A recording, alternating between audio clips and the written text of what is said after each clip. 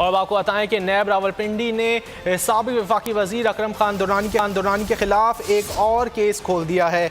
अकरम दुरानी के खिलाफ बतौर वज़ीर हाउसिंग मसाजिद के प्लॉट अलॉट करने की तहकीकात भी शुरू कर दी गई हैं। तफसीलात जान लेते हैं बोल न्यूज़ के नुमाइंदे अफजल जावेद से। अफजल जावेद, क्या तफसीलात हैं? एक और तहकीक का सामना करना पड़ेगा अकरम खान दुरानी को? जी देखिए, आज साबिक वफाकी वज़ीर और JUIC के जो रहनुमा है अकरम दुरानी, उन्हें नैब रावलपिंडी में तलब कर रखा था और ज़राए ने तस्दीक की थी कि उन्हें आज आमदन से ज़ायद असाफ़ाजात का जो केस है उसमें जो इंक्वायरी के लिए उन्हें तलब किया गया था। लेकिन जब अकरम दुरानी यहाँ पहुंचे तो उन्होंने भी इस बात की तस्दीक की कि उन्हें मस्जिद को प्लाट के मामले में तलब किया गया है।